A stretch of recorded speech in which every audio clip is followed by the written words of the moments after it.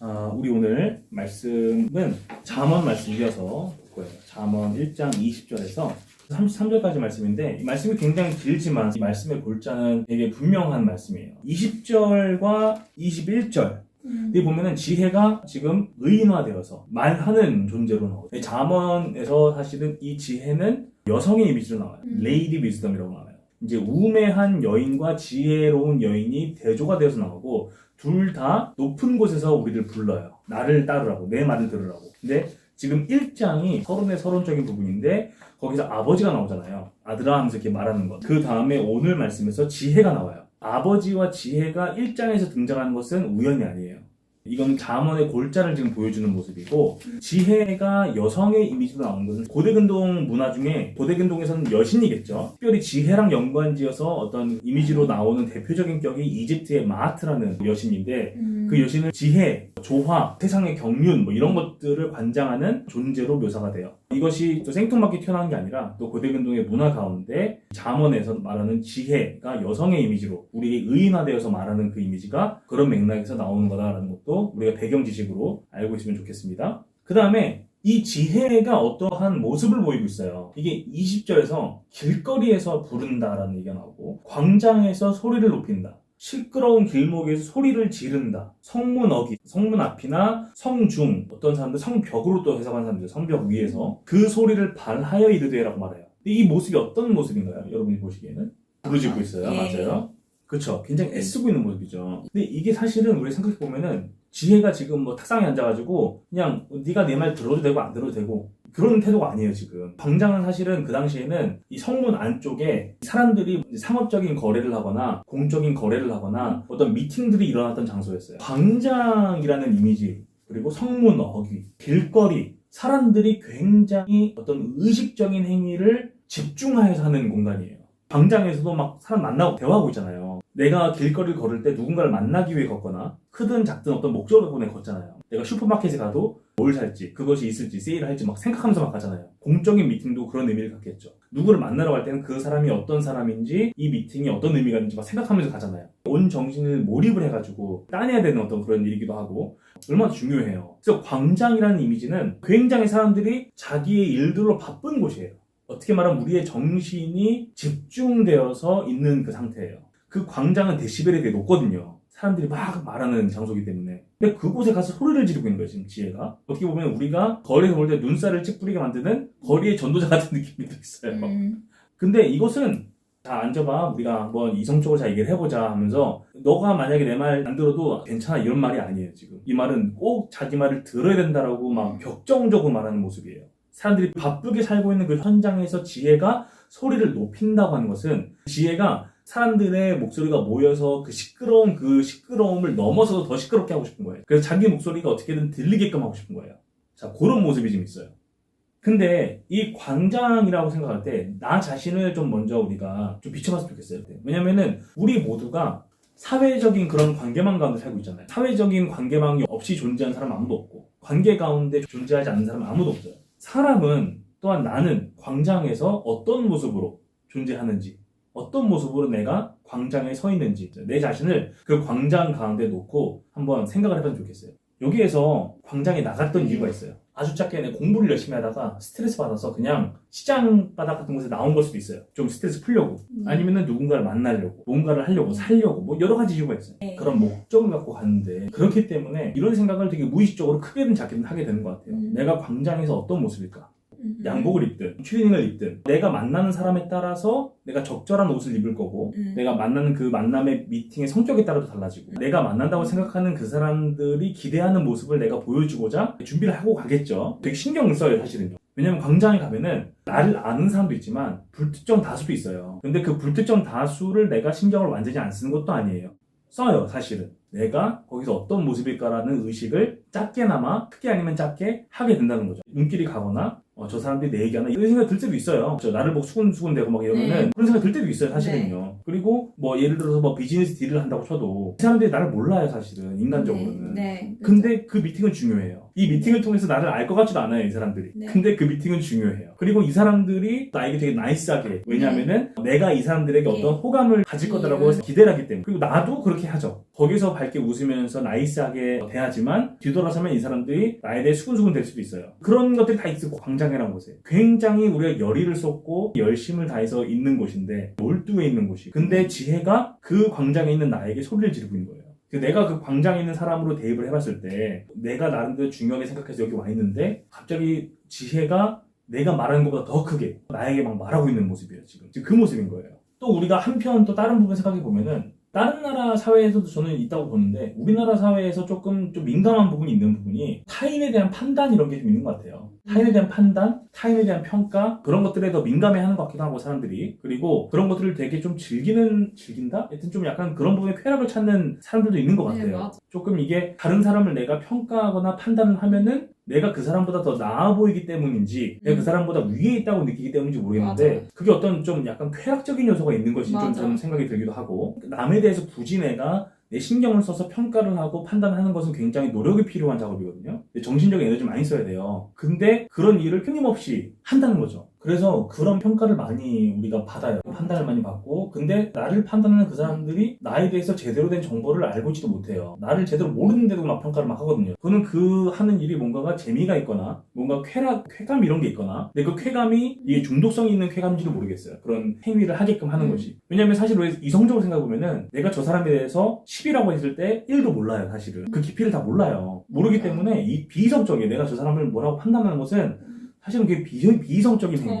근데 이런 것들이 되게 편만하니까 네. 그런 상황 가운데 내가 들어가면은 신경이 쓰이는 거예요. 그리고 되게 다각적인 이야기를 되게 많이 했어요, 지금. 광장이라는 것이 단순하지가 않고 우리의 일상적인 모습을 담아내는 장소예요. 근데 거기에 있는 광장에서의 나의 모습을 볼 때 다각적이고 다양한 방향에서 날아오고 있는 판단들로부터 내가 자유한가? 내가 그런 것에 자유하게 살고 있나? 라는 주제도 있고 그리고 내가 광장에서 하는 그런 상업적인 미팅이나 혹은 뭐 공적인 미팅의 어떤 동기, 의도 혹은 뭐 목적 뭐 이런 것들이 또 그런 사람들의 판단으로부터 자유로운 건가? 라는 생각도 들어요. 왜냐면 사람들이 굉장히 열심을 다해 사는데 열심을 다해 사는 목적이 뭐예요? 라고 하면은 그것이 또 사람들의 판단에 달려있어요. 사람들이 어떻게 보는지 거기에 달려있어요. 되게 많이. 저는 굉장히 많은 경우 사람이 판단들에 묶여있다고 생각을 해요. 그러니까 젊었을 때부터 늙어 죽을 때까지 그 판단에 사실은 예수님은 우리에게 자유를 주셨거든요. 그리고 교회는 그런 어떤 세속적인 판단에 의해서 좌우되는 공동체가 아니에요. 왜냐면 교회는 또 다른 광장이고 또 다른 사회예요.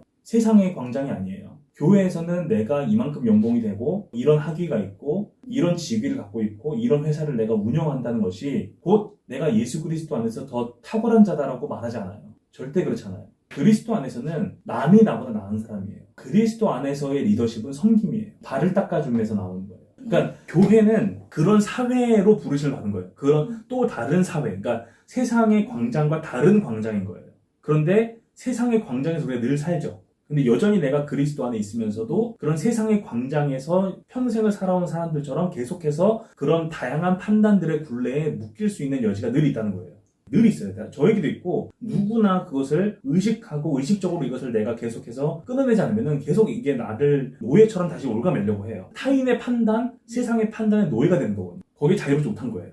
그래서 나 역시 스스로가 그 판단에 묶여있기 때문에 그 묶여있는 판단으로 다른 사람들도 정죄를 하고 판단을 해요. 근데 그게 되게 악순환이에요. 이렇게. 서로가 서로를 판단하고 그럼 거기에 사랑이 어디 있어요? 사랑이 없어요 그냥.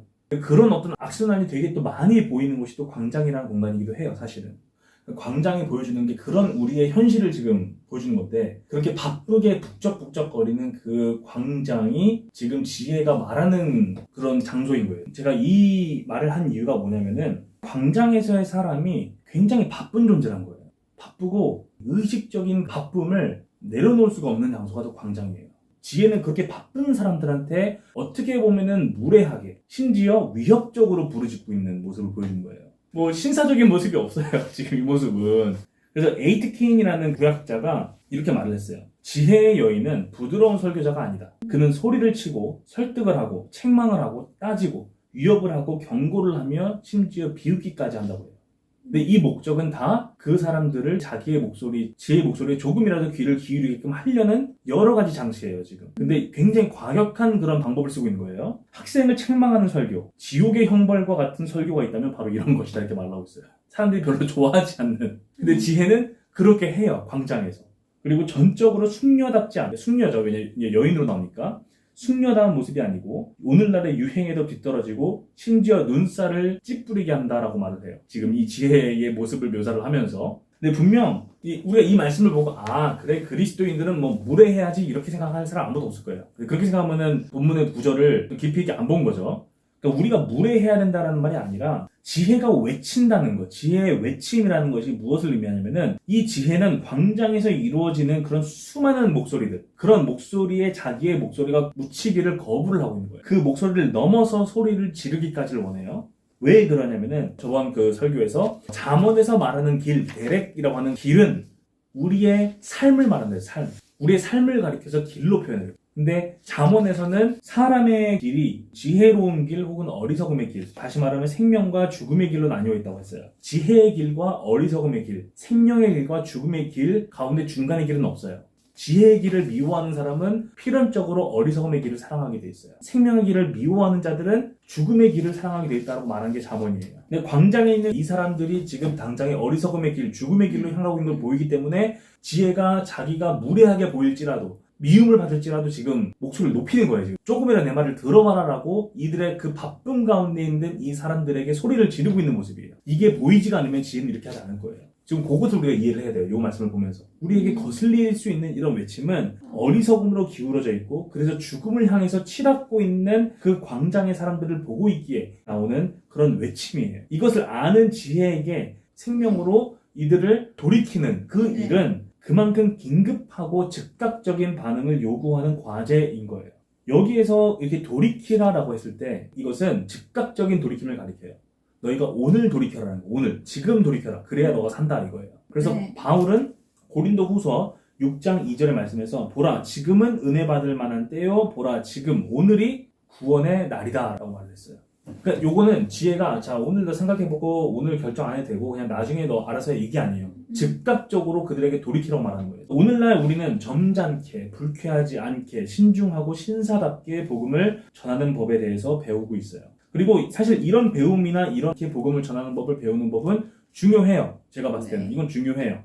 그런데 오늘 지혜의 모습에서 보이는 이 긴급성, 지혜의 목소리가 말하고 있는 이 긴급성이라는 부분은 우리가 생각을 해봐야 될 또 다른 부분이에요. 지혜는 외치고 있지만 정작 우리는 외치고 있지 않을 수 있어요. 지혜는 외쳐야 된다고 생각하기 때문에 외쳐요, 사람들에게. 근데 우리는 그것이 점잖지 않다고 생각할 수 있어요. 그리고 지혜는 긴급함을 느끼는 가운데 부르짖지만 우리는 조용할 수 있어요. 우리는 그 긴급함을 무시하기 위해서 다양한 이론들을 만들어낼 수도 있어요. 뭐 예를 들어서 꼭 예수님 믿지 않아도 구원받아 라고 생각할 수 있어요. 어떤 사람들은 그렇게 생각해서 내가 꼭 이게 긴급하게 지혜처럼 말할 필요는 없어 라고 생각할 수도 있어요.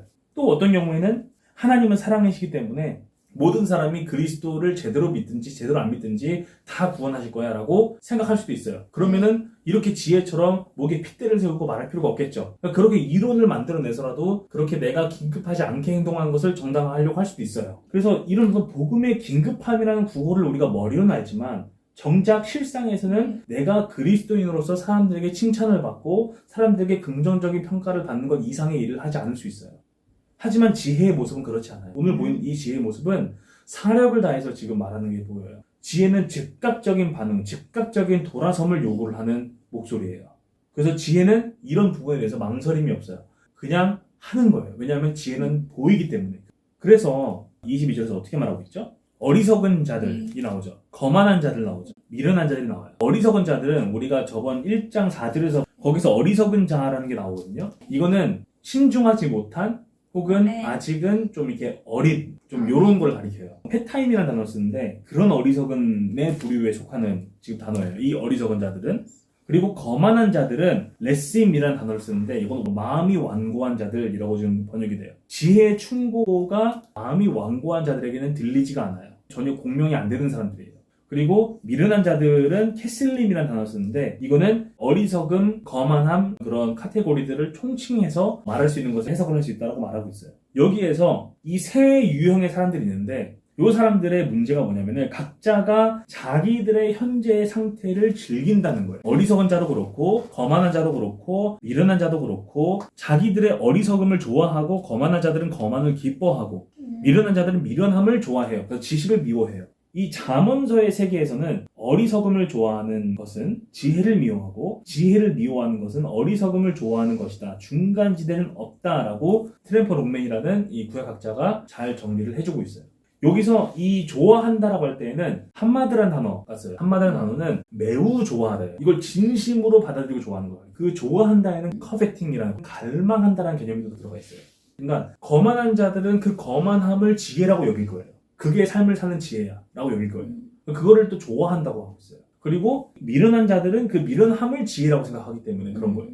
그래서 어리석음을 좋아한다 라고 할 때는 어리석음에 대해서 굉장히 강력한 호감을 느끼고 그것을 따르고 그것을 구하고 그것을 뒤쫓고 그것을 갈망하고 그것을 의식적으로 받아들이고 유지하는 것을 가리켜요. 그러니까 지혜가 물어보기를 어느 때까지 하겠느냐라고 이제 물어보는 거예요. 너 언제까지 그럴 거야 지금 이렇게 말하고 있는 거예요. 23절에서 책망을 듣고 돌이키라라고 했어요. 나의 책망이라는 단어, 이 책망은 이전에 아버지가 아들에게 하는 형태의 그런 책망이에요. 이 책망을 들어라, 그리고 책망을 듣고 돌이키라가 됐어요. 돌이키라라는 말씀은 사실상 회개하라라는 말씀이에요. 타슈브라는 단어를 써요. 이 슈브라는 단어에는 가던 방향에서 돌이켜서 특정한 장소를 향한 움직임을 시작한다라는 의미가 달려있어요. 이 단어가 구약에서 회개라는 의미의 중심적인 의미가 됐어요. 그래서 내가 가던 방향이 있어요. 이 방향에서 돌이켜서 다른 방향을 향해서 가기 시작하는 그것을 가리켜서 이 타슈브라는 단어로 우리가 이해할 수가 있어요. 그래서 이 단어가 가진 원래의 개념은 악에서 선으로, 어리석음에서 지혜라는 마음의 심리적인 전환, 영적인 전환, 그런 것들을 가리킨다고 말하고 있어요. 책망의 말씀을 들으라 라는 것은 교만한 자들에게 대해서 특별히 말하고 있는 거예요. 근데 마음이 교만한 자가 책망을 듣기를 좋아할까요? 좋아하지 않을 거예요. 근데 지혜는 말해요. 나의 책망을 듣고 돌이키라. 그 교만을 벗어버리라 라고 지금 고면하는 거예요. 지혜는 결코 그냥 나이스하지 않다. 우리에게 돌이키라라고 말하는 존재이다 라는 거예요. 그래서 예수님이 오셨을 때 그 당시에 예수님을 거부했던 사람들한테는 예수님이 되게 불편한 존재였어요. 왜냐하면 자꾸 자기의 허물을 들춰내시니까 예수님이. 바리새인들한테 회칠한 무덤이라고 하고 회치를 하면 되게 나이스해 보이는데 그 속은 무덤, 시체가 썩고 있는 무덤이라고 한 거거든요. 그러니까 바리새인들, 서기관들 이런 지도층은 되게 싫어했어요, 예수님의 말씀을. 근데 지혜의 목소리도 마냥 듣기 좋은 얘기를 하는 목소리는 아니다라는 거예요, 지금. 자, 24절에서 뭐라고 하고 있죠? 내가 불렀다라고 했어요. 고대 근동의 동해보복법이라고 해서 행위로 인해서 입힌 손실에 대해서 그에 대응하는 보응을 그 말하는 동해보복법, 라틴어 렉스 탈리오니스라고 고대 근동의 법에서는 통용되던 법칙이었어요. 근데 그것에 따라서 지금 지혜는 강력한 비판을 지금 하고 있고 심지어 선언적인 말을 해요. 뭐냐면은 지혜가 말하기를 내가 그렇게 광장과 길거리에서 외쳤어. 그런데 네가 나의 외침을 미워했어. 그리고 네가 나의 외침을 무시했어. 그리고 그 광장의 바쁨 가운데 나는 너의 무관심의 대상이었어 라고 말합니다. 그러니까 광장에서 바쁘니까 그걸 무관심하게 그냥 치부한 거예요. 지혜의 가르침은 거부와 멸시를 받았고 지혜가 하는 책망은 거절의 대상이 됐어요. 즉 지혜를 미워한 자들은 그들의 완고함 가운데 끝까지 지혜를 거부했어요. 26절에서 너희가 재앙을 만날 때에서 여기서 이 재앙이라는 단어 애드란 단어 써요. 애드란 단어가 이제 이 갑작스러운 파괴나 손실, 뭐 큰 피해 그런 것을 일으키는 갑작스러운 재앙적인 사건을 일으키는데 이 용법의 반 이상은 재앙의 날, 재앙의 시기 그런 것들과 관련되어서 구약 성경에서 언급이 되는 것을 볼 수가 있어요. 그래서 이 재앙이라는 것이 사실은 하나님의 심판의 성격을 갖고 있어요. 이 재앙이 그냥 재앙이 아니라 하나님의 심판으로서 오는 재앙을 가리켜요. 그러니까 이 말씀은 또 무엇을 가리키냐면은 지혜의 권면은 영원하지 않다는 거예요. 그 기회는 끝이 있다는 거예요, 지금. 그래서 그 기회의 끝이 다다랐을 때 심판이 임하는 거죠. 그렇죠. 그래서 거기서 빨리 좀 돌이키라. 오늘, 지금 돌이키라. 라고 지혜가 소리를 치고 있는 거예요. 왜냐하면 지혜는 그것이 보이기 때문에. 근데 그것이 멸시를 받고 거부를 당하고 무시를 당했을 때 그들이 그 심판에 직면을 했어요. 했을 때 지혜가 뭐라고 하냐면은 26절에 너희가 재앙을 만날 때 내가 웃을 것이다. 너희에게 두려움이 임할 때에 내가 비웃을 것이다 라고 하는데 이건 역시 지혜의 문학적인 장치예요. 내가 너를 비웃기를 원한다는 게 아니라 그들의 마음을 자극하는 거예요. 비꼬아서 자극하는 거예요. 그래서 그들이 그 자기 지혜의 말을 조금이라도 듣게끔 하기 위한 문학적인 장치예요. 지금 현실, 이 세상의 광장에서는 어리석은 자들이 위에 있고 지혜의 길을 따른 자들이 밑에 있는 구조예요. 정직하고 공의를 따르면은 세상에서 정말 전적인 인정과 성공과 부를 쌓기가 어려운 구조예요. 근데 그런 구조가 뒤바뀌는 거예요. 그때는. 뒤바뀌는 그것은 즐거워할 거예요. 왜냐하면 하나님의 공의를 따른 자들이 그때야 비로소 하나님의 인정을 받는 때가 되기 때문에. 그건 지혜가 굉장히 즐거워하는 걸 거예요. 그런데 여기에서 이 어리석은 자들, 미련한 자들, 교만한 자들에게 지혜가 내가 너희들이 그럴 때 비웃으리라 하는 것은 문학적인 장치예요. 그들을 비웃기를 좋아하는 것이 아니라 그들이 돌이키기를 원하는 지혜의 마음이에요. 그래서 그들의 마음을 자극을 하면서 말하고 있는데 마음이 자극이 될 때 어떤 사람들은 지혜에 대해서 경멸적인 말을 할 수 있죠. 아니면 되게 부정적인 말을 쏟아낼 수도 있을 거예요. 근데 또 어떤 사람들 한편으로는 지혜가 저렇게까지 말하는데 내가 저 지혜가 말하고 있는 재앙에 대해서 생각을 해봐야겠다라고 생각을 하는 사람이 100명 중에 10명, 뭐 한두 명 있을 수도 있어요. 네. 지혜는 그것을 기대하는 거죠. 여기에서 지금. 그런데 지혜는 분명히 말해요. 하나님의 심판으로 인해서 어리석음 가운데 행한 자들이 재앙과 두려움을 만날 때 그리고 지혜의 음성을 들은 자들이 생명과 평안을 누릴 때 지혜는 어리석은 자들을 비웃을 것이다 라고 말하고 있어요. 어리석은 자들의 그 두려움, 재앙으로 인한 그 두려움은 광풍과 같을 것이고 그들의 재앙은 폭풍과 같을 것이며 그들에게는 가득한 근심과 슬픔뿐일 것이다 라고 말하고 있어요. 지혜는 현재의 뒤바뀐 세계질서, 지금의 세계질서죠. 그것이 바로 잡히는 그 반전, 지혜가 무지를 이기고 겸손이 교만을 물리치고 생명이 사망을 삼키는 그 전환을 기뻐한다라고 말하고 있어요. 구약학자가 그렇게 요거를 해설을 해주고 있어요. 그래서 28절에서는 막상 그때 그 재앙이 이르니까 어떻게 해요? 지혜를 그때 가서야 불러요. 재앙을 보니까 지혜를 다급하게 불러요. 그리고 그래도 내가 대답하지 아니하겠고 부지런히 나를 찾으리라 그래도 나를 만나지 못하리니 이렇게 말하고 있는데 어리석은 자들이 그들이 이 땅에서 내뱉은 말들, 행한 행위들, 그리고 지혜의 음성을 교만 가운데 멸시했던 그런 모든 것들, 이 땅에서 마음에 품고 때로는 말하고 때로는 심지어 행한 그들의 모든 그런 죄악이 스스로에게 아무런 치명적인 결과도 가져오지 않을 것이라고 생각을 했을 거예요. 이 땅에 살 때. 광장에 바쁘게 살 때는 그렇게 생각했을 거예요. 크게 나에게 문제가 없을 거야 라고. 지혜가 말하는 그런 경고의 목소리는 허황된 것이다 라고 생각했을 거예요. 스스로 내가 살고 있는 그 삶에 내가 보는 그 지평이 전부다라고 생각했을 거예요. 자, 많은 사람들이 생각하는 것과 같이 어리석은 사람들은 이 땅에서 바쁜 삶을 살면서 막연하게 다가온다고 하는 그런 최후의 심판에 대한 생각을 애써서 머리에서 지워나갔을 거예요. 아니면은 안일하게 스스로에 대해서 후한 평가를 내리면서 내가 스스로 세운 기준에 따라서 나는 좋은 운명을 가질 거라고 생각했을 거예요. 그래서 이 구약학자는 이렇게 말해요. 사람들이 최후 심판에 대한 교리를 부인하는 이유는 이 땅에서의 삶의 현재의 결정이 영원한 미래에 결정적이고 확실한 방식으로 영향을 줄 만한 가치나 위험을 부여하고 싶지 않기 때문이에요. 아멘. 그래서 이 멸시하고 조롱하는 자들이 당장 여호와의 심판이 임하니까 그때서야 지혜를 찾는 것은 어떤 마음이냐면 사실은 이들이 지혜를 사랑하기 때문에 지금 돌아서는 건 아니에요. 당장의 안위가 확보만 되면 지혜를 언제든지 버릴 수 있는 사람들이에요. 왜냐하면 이 사람들 어리석음과 교만과 그것을 사랑하는 사람들이기 때문에 지혜를 이용하고 버리는 거죠. 그렇게 되면. 근데 지혜는 뭐라고 해요? 내가 너희들의 말을 듣지 않을 거야 라고 말해요. 더 이상 대답하지 않을 거예요. 그리고 그들은 지혜로부터 외면을 받을 거예요. 29절에 31절의 말씀에 대저 너희가 지식을 미워하며 여호와 경외하기를 즐거워하지 아니하며 여호와를 경외함이 지식의 근본이라 했죠. 1장 7절에서 나의 교훈을 받지 아니하고 나의 모든 책망을 업신여겼습니다. 그러므로 자기 행위의 열매를 먹으며 자기 꾀에 배부리라 라고 말하고 있어요. 그러니까 지혜가 무지 가운데 어리석은 가운데 행하지 말라. 그 길 끝엔 죽음밖에 없다 라고 말하는 거예요. 하나님께서는 지금도 그들에게 기회를 주고 계세요. 어리석음에서 돌이키라. 생명으로 나오라. 길거리에서, 광장에서, 성문 앞에서, 성벽에서 외치는 지혜는 또한 말하기를 이 기회에는 끝이 있다. 그리고 지혜의 음성을 듣는 지금 즉각 돌이켜라. 생명으로 돌이켜라. 라고 말하고 있는 거예요. 지혜는 지금도 광장에서 외치고 있어요. 한두 사람이라도 자기의 목소리를 듣는다면 지혜는 외칠 거예요. 자, 오늘 말씀에서 우리가 좀 해볼 질문은 이런 것들 같아요. 오늘 나에게, 오늘 우리가 본 이 지혜의 음성은 어떻게 들리는지, 우리 모두가 광장에서 살고 있는 사람들이라고 한다면 지혜의 이 음성은 나에게 어떻게 들리는지, 광장에 있는 많은 사람들의 의식 속에서는 지혜가 외치는 이 소리가 큰 의미를 갖지 못했어요. 그들은 지혜가 소리를 쳤다는 것에 대한 감각 정도만 기억을 하고 있었을 거예요. 어떤 그 지혜라는 그 여인이 막 소리를 막 외쳤었지, 그 정도 중요하지 않은 거예요. 그들에게 중요한 것은 광장에서의 바쁜 삶이었어요. 그 가운데 추구하고 있는 모든 가치들이었지 지혜가 외치고 있는 그 내용은 아니었어요. 근데 이 질문은 또한 우리에게 영적인 무감각에 대한 질문이에요. 내가 영적으로 무감각하다는 것은 내가 주관적으로 느끼고 생각하며 기억할 때 지혜가 외치는 그 긴급한 음성이 잘 감지되지 않는 거예요.